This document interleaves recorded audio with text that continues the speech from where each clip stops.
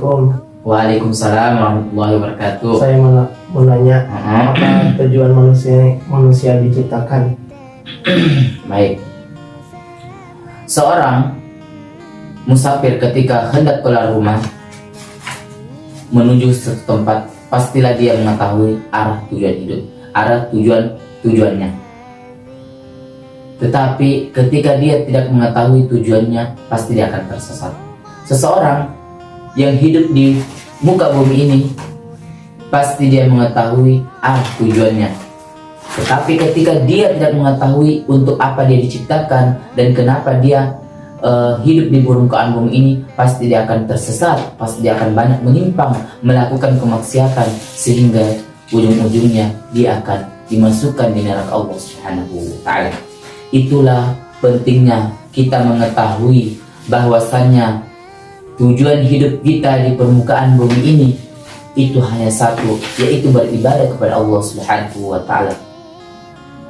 Ketika seseorang hamba mengetahui tujuan hidupnya dan untuk apa dia diciptakan di muka bumi ini, pasti akan menjadikan seluruh aktivitasnya di muka bumi ini bernilai ibadah.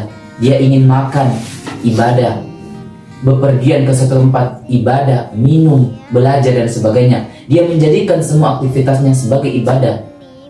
Allah Subhanahu wa Ta'ala berfirman dalam Al-Quran surah Az-Zariyat surat ke-51 ayat 56. A'udzu billahi minasyaitonir rajim. Wa ma khalaqatul jinna wal insa illa liya'budun. Kata Allah Subhanahu wa Ta'ala, tidaklah aku menciptakan jin dan manusia hanya untuk beribadah kepadaku. Inilah tujuan utama Allah Subhanahu wa Ta'ala memerintahkan kita hidup di muka bumi ini untuk apa? Yaitu untuk beribadah kepada Allah Subhanahu wa Ta'ala, untuk menghambakan diri kita kepada Allah Subhanahu wa Ta'ala, untuk mengesahkan Allah yang menciptakan kita, Allah yang memberi rezeki kita, Allah yang menghidupkan kita, dan Allah telah memerintahkan kita untuk menyembahnya. Allah Subhanahu wa Ta'ala juga berfirman, apakah manusia mengira mereka diciptakan begitu saja tanpa ada tujuannya? Tentu jawabannya tidak.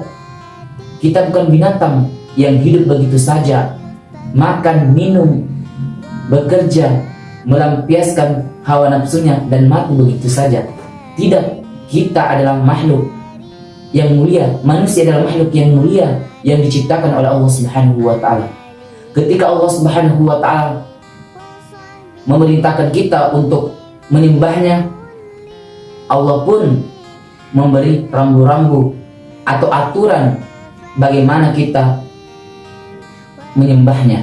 Mungkin cukup sekian. Wassalamualaikum warahmatullahi wabarakatuh.